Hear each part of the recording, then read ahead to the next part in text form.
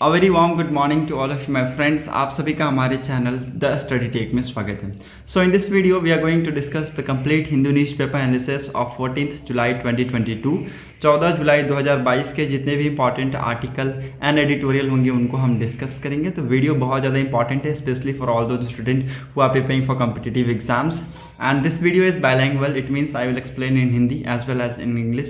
सो आपको बिल्कुल भी लैंग्वेज की प्रॉब्लम नहीं होगी। एट द सेम टाइम अगर आपको हमारा कंटेंट पसंद आता है, पढ़ाने का तरीका पसंद आता है, देन प्लीज़ वीडियो को लाइक, शेयर एंड चैनल को जरूर सब्सक्राइब कर लीजिएगा ताकि आपको हमारी वीडियो की अपडेट मिलती रहे। ओके, सो आपको और कहीं जाने की ज़रूरत नहीं है, मैं आपको एक ही प्लेटफॉर्म पे सारी चीज़ आपको यहाँ पर प्रोवाइड कर दूंगा। ओके, आपको मैं क्वेश्चंस की भी तैयारी आपकी करवाता चल रहा हूँ, ठीक है। एंड साथ ही साथ मैं आपको जो भी एक्सटर्नल सोर्सेज की न्यूज़ होंगी वो भी आपको मैं बताता चलूँगा, ठीक है। तो आपको कहीं और जाने की ज़रूरत नहीं है। You can trust on me, ठीक है। आप मुझ पर ट्रस्ट कर सकते हैं, ब्लाइंडली ट्रस्ट कर सकते हैं, ठीक है। So let's move and let's discuss the questions. पहले हम क्वेश्चन को डिस्कस करते हैं। The very important question, the first question that state of food security and nutrition in the world 2022 report was released by which organization. Recently state of food security and nutrition in the world 2022 की report release की गई है। किस organisation के द्वारा इस report को release किया गया? These are the option in front of you. A United Nation, B World Bank, C World Economic Forum and D Niti Aayog. Okay, सो आपको कमेंट सेक्शन में आपको आंसर देने हैं, ठीक है। Please let me know answer in comment section please. Okay, attempt जरूर कीजिएगा answers को कमेंट सेक्शन में। Okay, second important question, that oldest document light in the history of the universe which was recently released was captured by which telescope. ठीक है, बहुत ज़्यादा ये news में है रिसेंटली, इसके रिगार्डिंग बहुत सारे आर्टिकल्स भी पब्लिश हो रहे हैं, ठीक है। तो ओल्डेस्ट डॉक्यूमेंटेड लाइट्स है जो कि इन the history of universe recently अभी रिलीज किया गया है। किस टेलीस्कोप के द्वारा इसको रिलीज किया गया है, तो ये आपको मुझे बताने हैं। Options are as follows. A Hubble space telescope, B James Webb space telescope, C Voyager space telescope and D Akash space telescope, ठीक है। तो तीसरा क्वेश्चन है pop fame name new fuel which was found in the news. ठीक है, pop fame नाम का new fuel है और जिसको रिसेंटली न्यूज़ में पाया गया है, ठीक है। बहुत ज़्यादा आप इसको न्यूज़ में देखेंगे। And which was developed from which source, ठीक है। तो किस सोर्स से इसको डेवलप किया गया है ये आपको मुझे बताना है, ठीक है। These are the option. A hydrogen, B bacterium, C biomass and D plastics. Okay, so please let me know in comment section. Fourth question क्या है? Which is the India's third and the most recent power exchange that was recently launch. ठीक है, तो अभी India का तीसरा और most recent power exchange कौन है जो रिसेंटली लॉन्च किया गया है? Okay, these are the option. A Bharat power exchange, B Hindustan power exchange, C Amrit power exchange and D PTC power exchange. Okay, so these are the four important question which is very important from your exam point of view. Please let me know answer in comment section, please let me know. Okay, आप answer को pause करके video को जरूर attempt कीजिएगा इन comment section.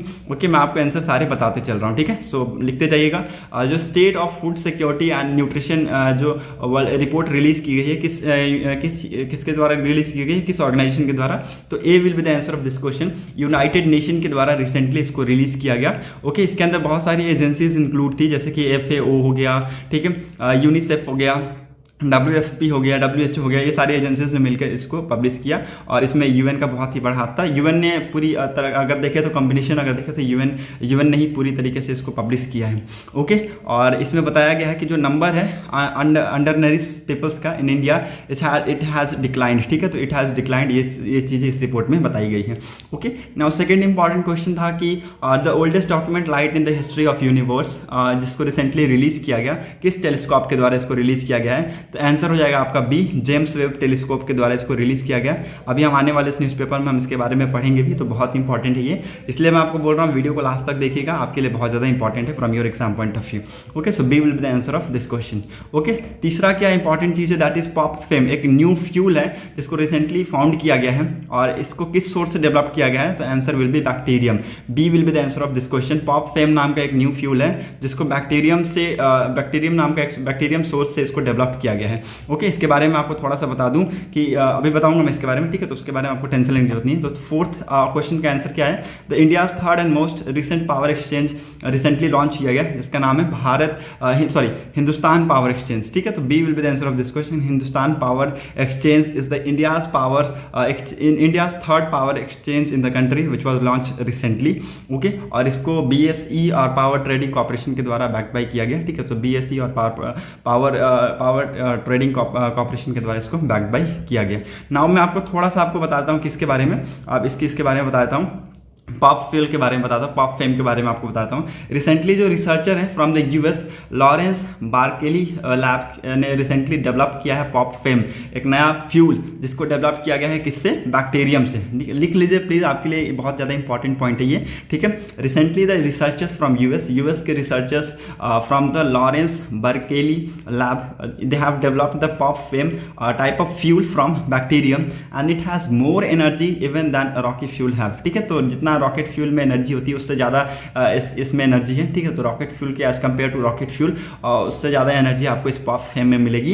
And as per the simulation, ठीक है, simulation data, pop fame fuel has energy density values more than 50 megajoules per litre, ठीक है। तो इसकी जो वैल्यू है आप यहाँ पर देख सकते हैं 50 मेगाजोल्स पर लीटर से भी इसकी ज़्यादा वैल्यू है, which is against 32 megajoule for petrol and 35 megajoule for RP1, जो कि रॉकेट फ्यूल बेस्ड है on kerosene, ठीक है, which is rocket fuel based on kerosene. Okay, pop fem fuel है which is name stand for polycyclopropionated fatty acid methyl ester, ठीक है। तो लिख लीजिए pop fem का यहाँ पर एक प्रॉपर आपको यहाँ पर फुल फॉर्म मैं बता रहा हूँ, ठीक है। pop fem stand for polycyclopropionated fatty acid methyl ester, ठीक है। तो इसको ये इसका फुल फॉर्म है, इसको लिख लीजिए। एंड मॉलिक्यूलर जो स्ट्रक्चर है पॉप फेम इसका बहुत ज़्यादा सिमिलर होता है किससे, सिंथिन से, ठीक है। तो सिंथिन से बहुत ज़्यादा मॉलिक्यूलर स्ट्रक्चर इसका मिलता जुलता है। Okay, so these are the important fact which are very important from your exam point of, please note down this facts. Okay, आप इसको लिखते जाइए, ठीक है। चलिए बढ़ते हैं हम न्यूज़पेपर की तरफ, देखते हैं क्या कुछ इंपॉर्टेंट न्यूज़ हेडलाइंस है। तो बहुत ही इंपॉर्टेंट न्यूज़ है ये, लिख लीजिएगा इसको। अभी Ranil Wickremesinghe ji became as the acting president of as Gotabaya flees to Maldives, ठीक है। तो गोताबया जी जो गोताबया राजपक्षा जी वो चले गए हैं मालदीव्स भागकर, ठीक है, कंट्री छोड़ के भाग गए। और अभी रनिल विक्रमसिंघे जी को एक्टिंग प्रेसिडेंट के तौर पे इनको अपॉइंट किया गया है। ओके, सो ये इसका आपको इसके बारे में याद होना चाहिए, ठीक है। इसके बारे में आप रिमेंबर रखिएगा, ठीक है। एक रिपोर्ट में बताया गया कि इंडिया ने मदद की है किसकी, जो राजपक्षा जी है, गोताबया राजपक्षा जी, उनको भगाने में और उनकी फैमिली को भगाने में इंडिया ने मदद की है। तो India has totally denied this report, ठीक है। इंडिया ने डिनाइड भी किया इस रिपोर्ट को। आने वाले में इसमें इसके रिगार्डिंग न्यूज़ भी आई है, उसके मैं आपको वहाँ पर बताऊँगा, ठीक है। So India rank, next important news क्या है, India rank 135 out of 146 in gender gap report, ठीक है। जेंडर गैप रिपोर्ट में इंडिया ने रैंक किया है 135, ठीक है। इंडिया ने रैंक किया है 135 आउट ऑफ 146 कंट्री, ठीक है। तो एक बहुत ही अभी तक हम देखें तो वर्स्ट परफॉर्मर रहा है, ठीक है। वर्स्ट परफॉर्मर अभी तक हमारी कंट्री वर्स्ट परफॉर्मर रहा है इन दिस इंडेक्स, ठीक है। और gender gap report it means equality report, ठीक है। जेंडर गैप रिपोर्ट हो गया, जेंडर पैरिटी हो गया, तो इक्वालिटी टाइप का चीज़ है, ठीक है, इक्वालिटी टाइप की है, ठीक है। और यहाँ पर मैं आपको इसके बारे में थोड़ा सा फैक्ट बता दूं कि India ranks 135 among total 146 countries in global gender gap report, जिसको किसने रिलीज किया है, लिख लीजिए। इस रिपोर्ट को रिलीज किया है वर्ल्ड इकोनॉमिक फोरम ने वेडनेसडे के दिन में, ठीक है। जेंडर गैप रिपोर्ट को, जेंडर गैप इंडेक्स रिपोर्ट को रिसेंटली रिलीज किया गया है, 2022 का ये रिपोर्ट है, इसको रिलीज किया है वर्ल्ड इकोनॉमिक फोरम ने वेडनेसडे के दिन। Okay, the country is the worst performer in the world in the health and survival sub index in which it's rank 146, ठीक है। ऐसे जो कंट्रीज हैं 146 पे वो वर्ल्ड की वर्स्ट परफॉर्मर कंट्री है in this index, okay, in the terms of health and survival, ठीक है। India ranks poorly among it's neighbour, ठीक है। नाइबर्स भी इंडिया से अच्छे रैंक पे आप यहाँ पर देख सकते हैं। बांग्लादेश 71, नेपाल 96, श्रीलंका 110, मालदीव्स 117, भूटान 126, ठीक है। तो नाइबर से भी अच्छा रैंक है, नाइबर्स के अच्छे रैंक है हमारे से, ठीक है। तो India ranked poorly among it's neighbour and is behind, किससे पीछे है इंडिया, बांग्लादेश, नेपाल, श्रीलंका, मालदीव्स एंड भूटान से पीछे है। और ईरान और पाकिस्तान, अफगानिस्तान, ठीक है, ये ऐसी कंट्रीज हैं जो कि वर्स्ट परफॉर्मर रहे देन इंडिया, ठीक है। इंडिया से भी इनकी खराब परफॉर्मेंस रही है। नाम लिख लीजिए, ईरान, पाकिस्तान और अफगानिस्तान। बिल्कुल भी कंफ्यूज मत होइएगा, ऐसे कंफ्यूज करके आपको क्वेश्चन इससे पूछा जा सकता है, ठीक है। तो याद रखिएगा, बांग्लादेश, नेपाल, श्रीलंका, मालदीव्स, भूटान से खराब रैंकिंग है इंडिया की, ठीक है। लेकिन ईरान, पाकिस्तान और अफगानिस्तान की भी खराब रैंकिंग है एज कम्पेयर टू इंडिया, ठीक है। इंडिया से कंपेयर में इनकी खराब रैंकिंग, ठीक है। इन 2021 India ranked 140 out of 156 nation, ठीक है। तो 2021 में अगर हम देखें तो इंडिया को रैंक किया गया था 140 आउट ऑफ 156 नेशन, ठीक है। और कुछ चीज़ों पे कुछ फोर डायमेंशंस पे ये रैंकिंग की जाती है, जैसा कि पहला डायमेंशन आप लिख लीजिए, बहुत इंपॉर्टेंट है, इकोनॉमिक पार्टिसिपेशन एंड अपॉर्चुनिटी, ठीक है। पहला इंपॉर्टेंट डायमेंशन क्या है, इकोनॉमिक पार्टिसिपेशन एंड अपॉर्चुनिटी। दूसरा एजुकेशनल अटेंटमेंट, ठीक है। तीसरा हेल्थ एंड सर्वाइवल। चौथा पॉलिटिकल एम्पावर, ठीक है। तो चौथा पॉलिटिकल एम्पावर्स, ठीक है। तो ये लिख लीजिए, बहुत इंपॉर्टेंट है। फोर की डायमेंशन मेजर्स पे इसको निकाला जाता है, इकोनॉमिक पार्टिसिपेशन एंड अपॉर्चुनिटी, ठीक है। तो दूसरा क्या है, एजुकेशनल अटेनमेंट्स, ठीक है। तीसरा क्या है आपके हेल्थ एंड सर्वाइवल्स, ठीक है। चौथा क्या है, political empowerment. Okay, so these are the key 4 dimensions which on the basis of which this index prepared, ठीक है। और इसमें 0 to 100 स्केल की रखी जाती है, उसकी बेसिस पे इसको रैंकिंग की जाती है टू ऑल द कंट्रीज, ठीक है।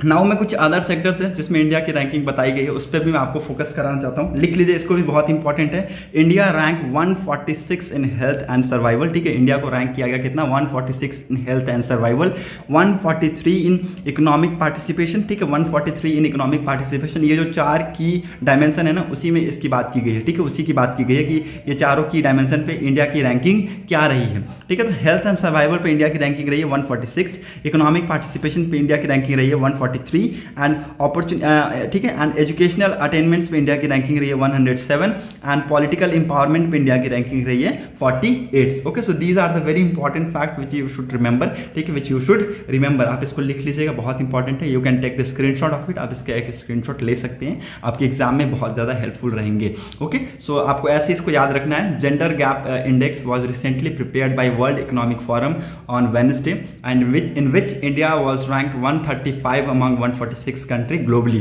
Okay, this index was for 2022 and India's rank poorly among its neighbor just such as Bangladesh, Nepal, Sri Lanka, Maldives, Bhutan, but at the same time performance of Iran, Pakistan and Afghanistan was worse than India in South Asia. ऐसा आप करके इसको आप याद कर सकते हैं। Okay, और 2021 के बारे में बता सकते हैं कि it was ranked 140 out of 156 nation, ठीक है। एंड देयर आर बेसिकली 4 की डायमेंशंस उसके ऊपर इसको इंडेक्स को प्रिपेयर किया जाता है, economic participation, educational attainments, health survivals and political empowerments. Okay, so ऐसे करके आप इसको याद रखिएगा, बहुत इंपॉर्टेंट इंडेक्स है, आपको मैं पहले बता रहा हूँ, बहुत ज़्यादा इंपॉर्टेंट ये इंडेक्स है, प्लीज़ इसको नोट डाउन कर लीजिएगा। Okay, now move to the next important article, let's see what is the another important article. यहाँ पर और कुछ इंपॉर्टेंट नहीं है। Panel revamps to plan to curb pollution, ठीक है। पॉल्यूशन को कर्ब करने के लिए पैनल ने कुछ इंपॉर्टेंट स्टेप्स लिए हैं और इसी के रिगार्डिंग यहाँ पर ये आर्टिकल है, तो इस पर हम उतना डिस्कस नहीं करेंगे। हाँ, पॉल्यूशन एक बहुत बड़ा कंसर्न है, ये हम सबको पता है, pollution is a major concern, ठीक है। और यहाँ पर कुछ इस टाइप से रैंकिंग की जाती है, आप यहाँ पर देख सकते हैं। क्वालिटीज़ जो होती है एयर पॉल्यूशन की, एयर क्वालिटीज़ की रैंकिंग की जाती है। पुअर हो गया, ठीक है, 201 to 300, स्टेज 2 वेरी पुअर हो गया 301 to 400, स्टेज 3 में हो गया वेरी सर्व हो गया 401 to 450 एंड स्टेज 4 में क्या हो गया, सर्व प्लस हो गया 450, अगर प्लस करेगा तो आपका सर्व प्लस हो जाएगा, ठीक है। तो ये टाइप से रैंकिंग की जाती है पॉल्यूशन की। ओके, सो अब तक तो दिल्ली आप देख सकते हैं, दिल्ली मोस्ट पॉपुलेटेड रहा है, ठीक है, मोस्ट पॉल्यूटेड रहा है, मोस्ट पॉल्यूटेड स्टेट रहा है दिल्ली। ओके, और यहाँ पर कुछ मेजर्स लेने की जरूरत है regarding the pollution. Okay, now move to the next important article, let's see. यहाँ पर कुछ और इंपॉर्टेंट नहीं है, सो हम डायरेक्टली चलते हैं, कहाँ पर हम डायरेक्टली चलते हैं। हाँ, अभी सेंटर के बाद केरला स्टेट ने एक मिशन निकाला है जिसके तहत वो प्रोवाइड करेंगे 20 लाख जॉब्स, ठीक है, 20 लाख जॉब्स को वो प्रोवाइड करेंगे और this will fulfil the basic criterias, ठीक है। जो बेसिक वैकेंट पोस्ट खाली है इन द स्टेट गवर्नमेंट, उसको फिलफिल करने की बात की गई है। ओके, और इसके अंदर ट्रेनिंग प्रोवाइड की जाएगी टू ऑल दोज यूथ, ठीक है, हुआ बिटवीन 21 to 40 एज ग्रुप्स, ठीक है। तो इनके लिए है और इसके अंदर एक ट्रेनिंग प्रोवाइड की जाएगी and the training will focus on my job and my pride campaigns, ठीक है। So my job and my pride का कैंपेन आप याद रखिएगा, training will focus on it. Okay, now editorial section पे आते हैं, बहुत प्यारा ये एडिटोरियल है, ठीक है। Scale up India's and South Korea bilateral partnership, ठीक है। तो इसके बारे में ऑथर ने बहुत ही इंपॉर्टेंट चीज़ कहा है कि south Korea can became the 4th pillar in new Delhi Indo Pacific strategies along with Japan, Australia and Vietnam, ठीक है। तो ये सारी चीज़ों पे बात करते हुए ऑथर ने कहा है कि जो साउथ कोरिया है अभी आपको पता है कि साउथ कोरिया नॉर्थ कोरिया के अगेंस्ट अभी खड़ा हो गया है, ठीक है। नॉर्थ कोरिया और साउथ कोरिया के बीच में जो पीस का जो प्रोसेस था इट वॉज कम्प्लीटली कोलैप्स कर गया है, ठीक है। तो उसके बाद अभी साउथ कोरिया बहुत ज़्यादा किसके ऊपर टिल्ट था, बहुत ज़्यादा किसके ऊपर, चाइना के ऊपर बहुत ज़्यादा वो टिल्ट था, ठीक है। तो उसकी डिपेंडेंसी को ख़त्म करने के लिए नाउ कंट्री के पास एक बहुत अच्छा अपॉर्चुनिटीज़ है, कंट्री के पास बहुत अच्छा अपॉर्चुनिटीज़ है कि दोनों के बायलैटरल रिलेशंस सुधरे in the near future. Okay, so अगर आप हम देखें तो during last past 5 years, India and South Korea have experienced considerable divergence in respective national objectives, ठीक है। तो they have reconsidered the divergence in respective national objective, and there was a clear drift by the South Korean away from multilateral security initiative led by the United States such as Quad. Okay, the meanwhile India has been actively participating in them, ठीक है। तो India has actively participating in them. The newly elected Korean president Yoon Suk Yeol, ठीक है। तो आपको यहाँ पर एक और चीज़ यहाँ पर इंपॉर्टेंट फैक्ट मिल गया कि साउथ कोरियन के प्रेसिडेंट कौन है, योन सुक योल, ठीक है। It has brought about a paradigm shift in South Korea foreign and security policies, ठीक है। इन्होंने कुछ चेंजेस लाए हैं इन South Korea foreign and security policies में। He has propose the South Korea should steps up to become a global pivotal states, ठीक है। साउथ कोरिया को एक स्टेप लेना चाहिए ऑन एक आगे स्टेप लेना चाहिए and should move towards the global pivotal states. Okay, and that advance freedom peace prosperity through liberal democracies value substantial cooperation, ठीक है। तो ये सारी चीज़ों पे इन्होंने फोकस करते हुए कहा है, ठीक है। India and South Korea have faced serious blockades to their economic ties, ठीक है। लास्ट फ्यू ईयर की अगर मैं बात करूँ तो इंडिया और साउथ कोरिया ने ब्लॉकेट्स फेस किए हैं in their economic ties. Okay, and trade between the two countries, जो ट्रेड्स हुए दोनों कंट्रीज के बीच में, it was sluggish and there was no major inflow of South Korean investment to India, ठीक है। हमने देखा है कि कुछ पिछले सालों में इंडिया और साउथ कोरिया के जो रिलेशंस है, बायलैटरल रिलेशंस, इकोनॉमिक टाइज के रिगार्डिंग, वो थोड़ा सीरियस रहे हैं, ठीक है। और हमेशा से जो ट्रेड रहा है दोनों कंट्रीज़ का, ठीक है, कुछ पिछले ईयर्स में ये स्लगिश हुआ है। और जो इन्फ्लोज है, ठीक है, कुछ मेजर इन्फ्लोज यहाँ पर देखने को नहीं मिले, कुछ इन्वेस्टमेंट यहाँ पर देखने को नहीं मिले हैं from the side of South Korea, ठीक है। So India and South Korea was trying to upgrade their comprehensive economic partnership agreement, ठीक है, but there is no to avail, ठीक है। तो अभी they are trying to upgrade their CEPA, ठीक है। तो CAPA की अपग्रेडेशन की बात करी है इन दोनों ने मिलके, ठीक है। सो कंट्री के पास एक बहुत अच्छा अपॉर्चुनिटी है, since the country is very heavy tilt toward China, ठीक है। चाइना के टुवर्ड टिल्स है। Now it want to correct, ठीक है, इसको करेक्ट करना चाहता है और it want to bring a new economic opportunity for both the nations. Okay, so both nations will now in better position to understand accommodate the other trade investment and supply chains needs. Okay, उनका target है the trade targets of $50 billion by 2030, which looks all but impossible with few months now seems within its reach. Okay, now India क्या चाहता है, India चाहता है कि हम दोनों के रिलेशन सुधरे, ठीक है।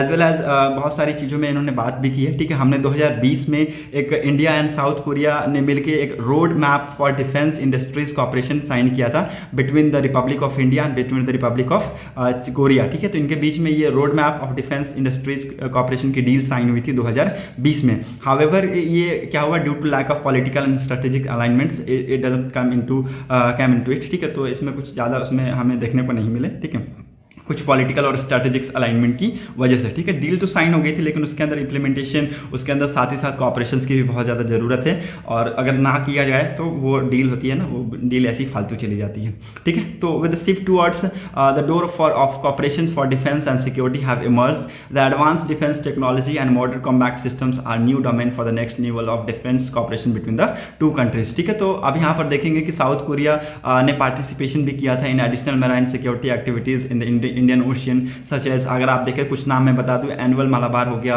Other exercises with Quad members, ठीक है, Quad countries will further strengthen India's naval footprints in the Indo Pacific region. And during the time of Moon Jae in presidency in Korean, Japan and South Korea were the loggerheads, ठीक है। तो Japan और Korea उस time पे क्या थे, logger headers थे, ठीक है। और उस टाइम पे प्रेसिडेंसी कॉल थे मून जे थे। And there was little scope for strengthening the trilateral security dialogues dialogues in the region between India, South Korea and Japan. Okay, now India has evolved excellent strategic partnership with Japan, Vietnam and Australia. ठीक है, तो India has recently evolved excellent strategic partnership with Japan, Vietnam and Australia. Unfortunately, so far South Korea has not received same level of attention from the Indian establishment. ठीक है, तो Indian establishment की तरफ से south Korea को ignore किया गया और इसमें कुछ चेंजेस की जरूरत है, ये कहा गया ऑथर के द्वारा। साउथ कोरिया को भी इंक्लूड करना चाहिए because it could be the fourth pillar of India's Indo Pacific strategics along with आप यहाँ पर जापान, ऑस्ट्रेलिया और वियतनाम के साथ साथ इनको भी इंक्लूड करने की बात की गई है ऑथर के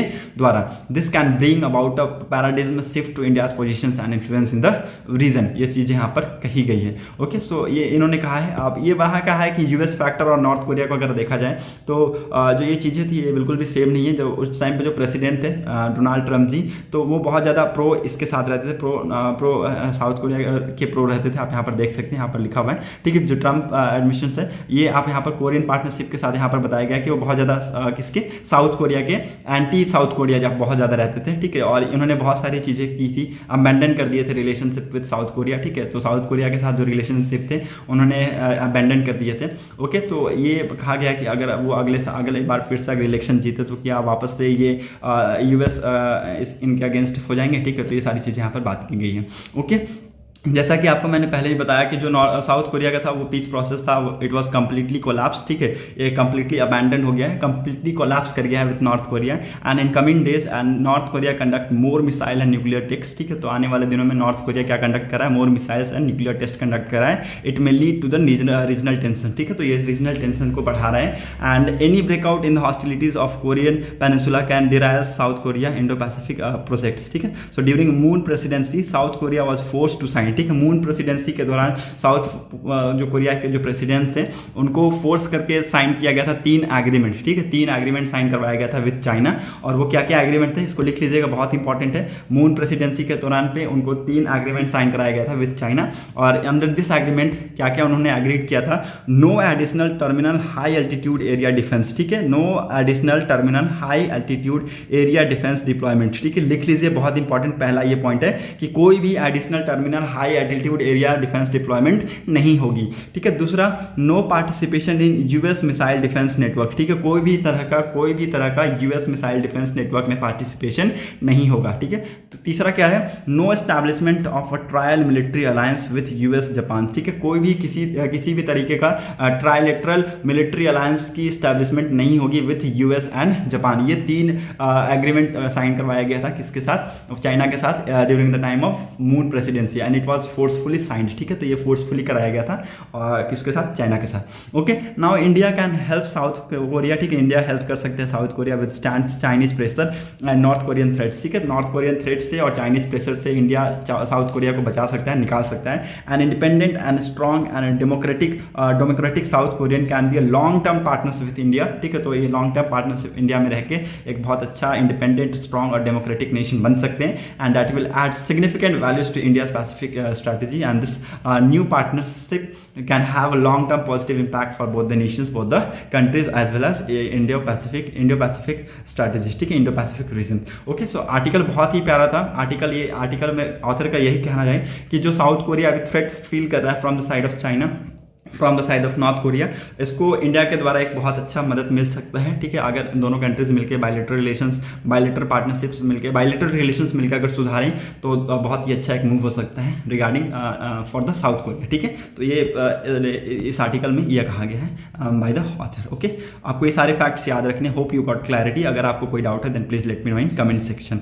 okay, now move to the next context space. Recently आप सबको पता है कि बहुत सारी इमेजेस लिए गए from the James Webb telescope, जिसकी मैं बात कर रहा था आपको एमसीक्यूज में मैंने जिसकी बात की थी। ये सारे images have been taken from the James Webb telescope. These are the 5 images. ठीक है, ये 5 इमेजेस हैं जो कि जेम्स वेब टेलीस्कोप से लिए गए हैं। ओके, और बहुत ही इंपॉर्टेंट है। कुछ अनफोल्ड मिस्ट्रीज को ये क्या करते हैं, ये अनवील करते हैं। ठीक है, कुछ अनफोल्ड मिस्ट्रीज को अनवील करते हैं। ठीक है, ये एक्चुअली जो चीज़ें लिखी गई है वो मैं आपको इसमें बता देता हूँ, कैसे स्टार का फॉर्मेशन हुआ, कौन से क्या क्या चीज़ें हैं, वो फैक्ट मैं आपको इसके अंदर बताता हूँ। ठीक है, ऑन 30 नवंबर 1609, ठीक है, 30 नवंबर 1609 की बात की गई है, 1609 की बात की गई है, जब गैलीलियो ने टर्न किया टेलीस्कोप को टुवर्ड द नाइट स्काई। ठीक है, ये ऐसा साल था 30 नवंबर एक ऐसा दिन था जब गैलीलियो ने टर्न किया अपना टेलीस्कोप को toward the night sky and this singular act revolutionize astronomy. ठीक है, जो ये सिंगुलर एक्ट था it revolutionize astronomy and then scholar held their celestial objects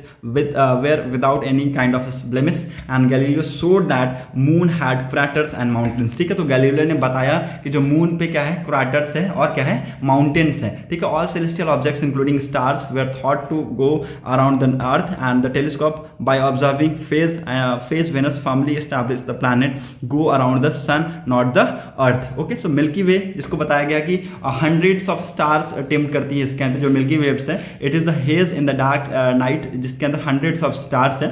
established that cosmos is intense and beyond our imaginations। ठीक है, तो ये हमारे imagination से परे है और ये जो है Milky Way, आपको पता है Milky Way क्या है। ठीक है, तो इसके अंदर क्या है, इसके अंदर thousands of stars के अंदर टीम करती है और it establish that the Cosmos is immense. ठीक है, तो कॉस्मोस क्या है कि इमेंस है और it is beyond our imagination. ठीक है, पहला 5 इमेज रिलीज किया गया है नासा के द्वारा। नासा का full form national aeronautic and space administration. On 11 जुलाई को ये पहली 5 इमेज को रिलीज किया इन्होंने and which is captured by James Webb telescope. ठीक है, तो जेम्स वेब स्पेस टेलीस्कोप के द्वारा इसको कैप्चर किया गया था इस इमेज को and is no less momentous in the history of astronomy than the day Galileo turned his telescope toward the heaven।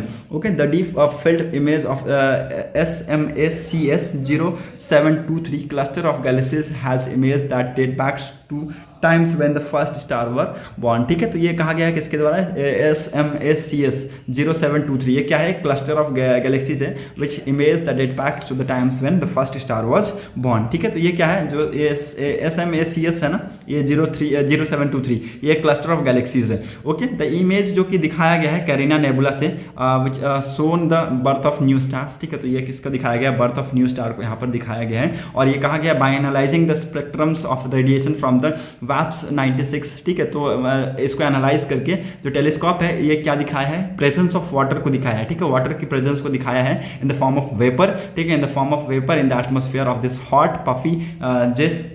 puffy gas giant planet orbiting the distant sun like stars। Okay, तो ये सारी चीज़ें यहाँ पर बताई गई है। लगभग अबाउट 13.8 बिलियन ईयर्स अगो एक बिग बैंग थ्योरी आई थी, उसके तहत हमारा यूनिवर्स का फॉर्मेशन हुआ, यूनिवर्स बना। ठीक है, and the first star and the Galaxy were born around 300 million years after big bang. ठीक है, तो 300 साल बिग बैंग की थ्योरी के बाद 300 साल के बाद पहला स्टार और गैलेक्सी का फॉर्मेशन हुआ था, जन्म हुआ था।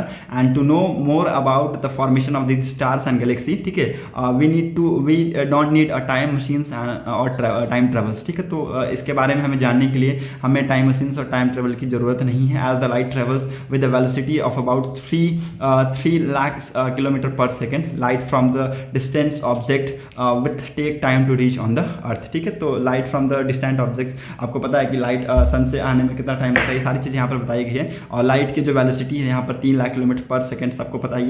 ठीक है, और डिस्टेंस ऑब्जेक्ट्स को लाइट्स को डिस्टेंस ऑब्जेक्ट से आने में टाइम लगता है, ये भी चीज़ यहाँ पर बताया गया। ठीक है, तो आपको यहाँ पर बेसिकली याद रखना है कि बिग बैंग थ्योरी के बाद हमारा यूनिवर्स का फॉर्मेशन हुआ और 300 मिलियन साल के बाद, बिग बैंग के 300 मिलियन साल के बाद ये फर्स्ट स्टार और गैलेक्सी का यहाँ पर जन्म हुआ, जो कि यहाँ पर क्लियर कट मेंशन किया गया है। ओके, ना यहाँ पर वही सारी चीज़ें यहाँ पर बताई गई है। जो SMACS है वो क्या है, क्लस्टर ऑफ गैलेक्सीज है around 5.1 billion light year Awez. ठीक है, तो 5.1 बिलियन लाइट ईयर्स अवे एक क्या था, क्लस्टर ऑफ गैलेक्सीज था which is situated in the direction of southern constellation. ठीक है, तो कॉन्स्टेलेशन किसको कहते हैं, नक्षत्र को कहते हैं। ठीक है, तो किसके नक्षत्र में था, वॉलेंट के नक्षत्र में था। The image is at appeared 4.6 billion year ago and about same time when the sun and earth involve. ठीक है, तो ये ऐसा टाइम था जब उस टाइम पर सन और अर्थ का इवोल्यूशन हो रहा था और उसी टाइम पे ये सारी चीज़ें की गई थी। ओके, नाउ यहाँ पर एक चीज़ बताया गया कि स्टार का फॉर्मेशन कैसे होता है, वेयर स्टार्स आर बॉर्न। ठीक है, स्टार जो है वो कहाँ जन्म होते हैं।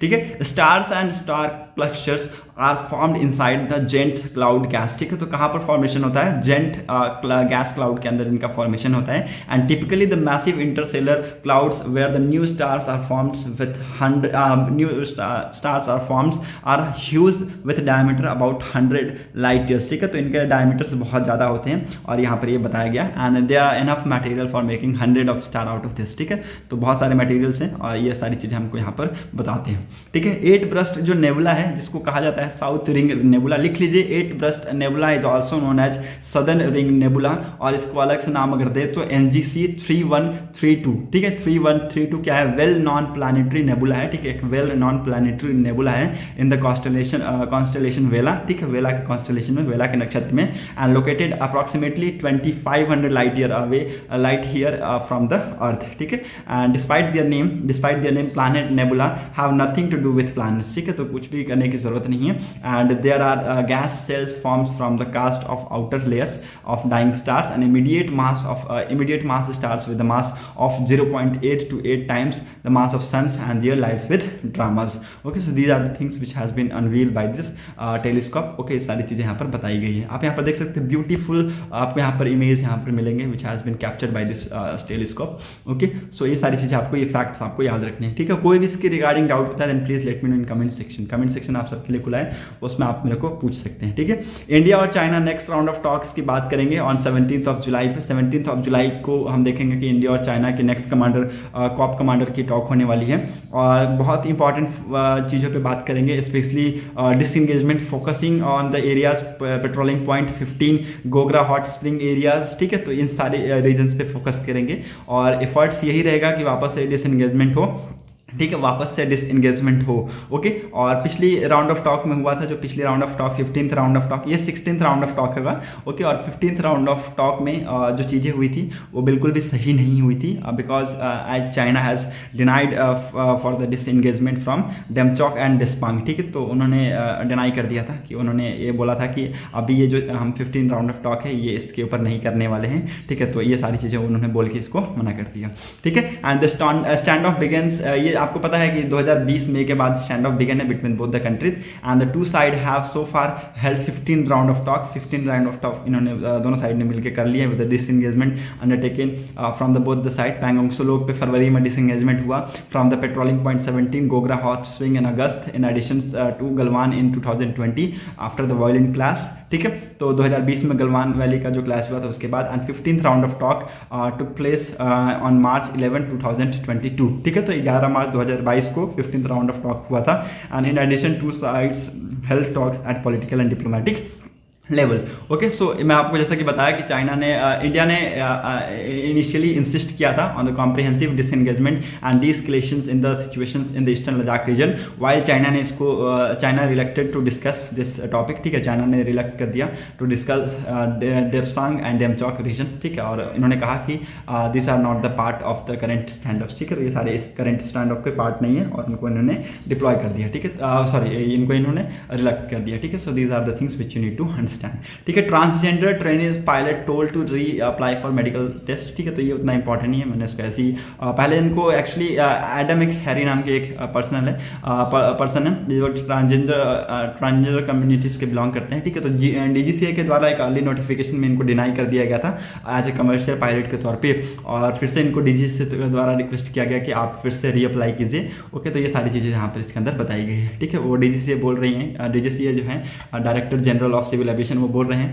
कि हम ट्रांसजेंडर में वो बिलीव वगैरह नहीं करते हैं, तो आप इसके लिए फिर से अप्लाई कर सकते हैं। पहले इनको अनफिट कर दिया था for the two fly, but अभी इनको फिर से रिक्वेस्ट किया गया है कि आप फिर से फॉर्म को फिल कीजिए, ठीक है। Q1 की जो न्यू इन्वेस्टमेंट प्रोजेक्ट्स है ये फॉल कर गई है 20% से, ठीक है। तो 20% से ये फॉल कर गई है, और कुछ ऐसे क्षेत्र हैं जहाँ पर हमें अभी भी इन्वेस्टमेंट हमें देखने को मिला है, रोबस्ट इन्वेस्टमेंट देखने को मिला है, जैसे कि माइनिंग और इलेक्ट्रिसिटी एक ऐसे इन्वेस्टमेंट वहाँ पर रोबस्ट देखने को मिला है। 46.4 और 84% से, ठीक है। तो 46.4% से और 84% रिस्पेक्टिवली हमें यहाँ पर रोबस्ट देखने को मिला है। साथ ही साथ अगर बता दूं तो टोटल इन्वेस्टमेंट की बात की गई थी, टोटल इन्वेस्टमेंट की कमिटमेंट की गई थी 4,34,664.86 करोड़ इन 2,506 new projects was announce in the first quarter, ठीक है। तो पहले क्वार्टर में इतने सारे प्रोजेक्ट्स को अनाउंस किया गया था as against 2,467 projects worth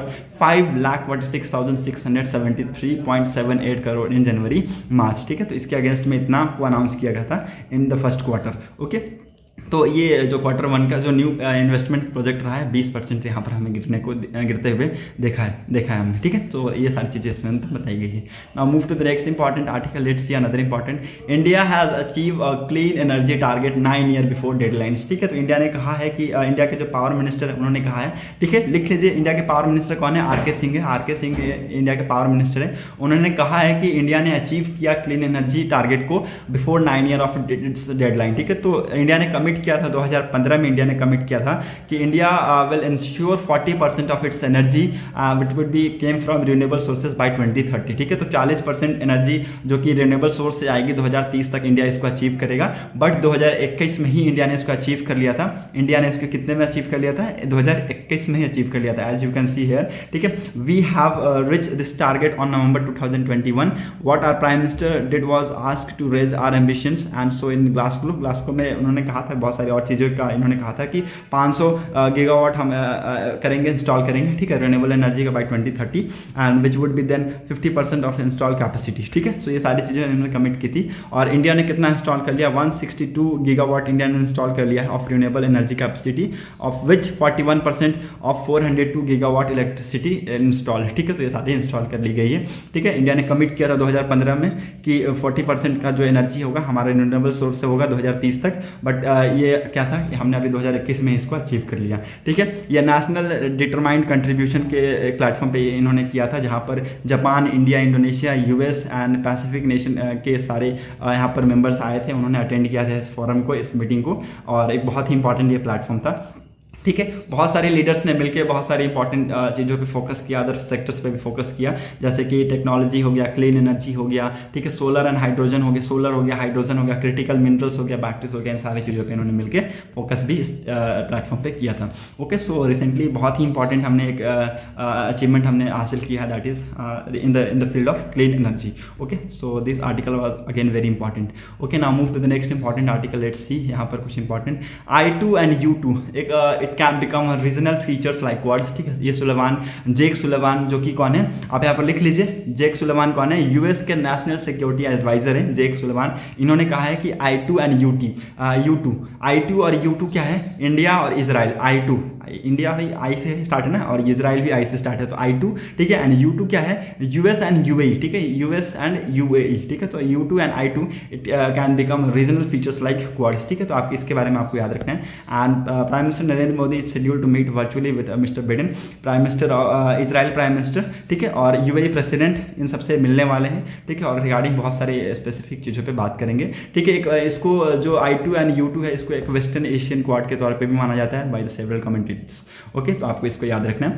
I2 और U2 बेसिकली आप इसको कंसेप्ट में याद रखिएगा, इंडिया और इजराइल, और आपको यहाँ पर याद रखना है U2 में आपको याद रखना है यूएस और यूएई, ओके। तो ऐसे आपको बेसिकली याद रखना है, ठीक है। इंडिया का जो इंपोर्ट है from China, it rose to the recent record for the first half in 2022, ठीक है। तो अभी तक का इंडिया ने बहुत ज़्यादा इंपोर्ट किया है फ्रॉम द चाइना, अभी बढ़ा भी है ये, ठीक है। वही अगर हम देखें तो एक्सपोर्ट टू चाइना बहुत ज़्यादा कम हुआ है, 35% से गिरावट देखने को मिली है, and it is only to 9.57 billion dollar, okay. तो आप यहाँ पर देख सकते हैं इंपोर्ट बहुत ज़्यादा हुआ है, एक्सपोर्ट बहुत ज़्यादा कम हुआ है, ठीक है। तो जो इंपोर्ट हुआ है it rose 34.5% in first half of the years earlier, ठीक है। तो आप यहाँ पर देखते हैं first half of the quarter अगर आप देखें तो इंपोर्ट कितना हुआ है, लगभग 34% तक इंपोर्ट बढ़ा है, और यहाँ पर टू वे जो ट्रेड है, two way trade in 2021 it crossed $100 billion, ठीक है, for the first time.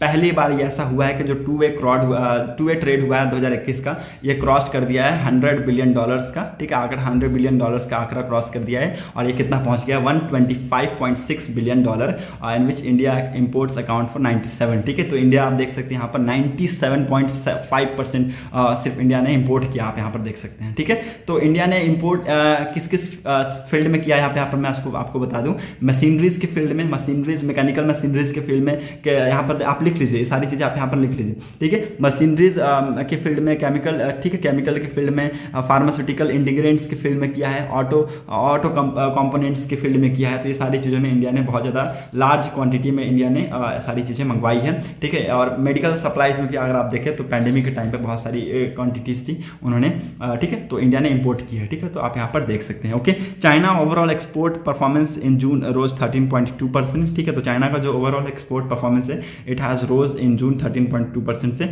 With total rising 14.3 as compare with 9.5 growth in May, okay. तो ये सारी चीज़ें यहाँ पर बताया गया इस आर्टिकल में, ठीक है। तो इंडिया ने इंपोर्ट बहुत ज़्यादा कर लिया है, एक्सपोर्ट थोड़ा कम किया है टुवर्ड्स चाइना, ठीक है। तो आप यहाँ पर इस आर्टिकल में यही बस देखेंगे और कुछ यहाँ पर है नहीं। तो स्पोर्ट्स सेक्शन में और कुछ इंपॉर्टेंट है नहीं। So that's set for today's video analysis. अगर आपको वीडियो इंपॉर्टेंट लगी हो तो प्लीज़ वीडियो को जरूर शेयर कर दीजिएगा, एंड साथ ही साथ वीडियो को लाइक, शेयर एंड सब्सक्राइब कर दीजिएगा, ताकि आपको हमारी वीडियो की अपडेट मिलती रहे। Thanks for watching our video, thank you and have a nice day.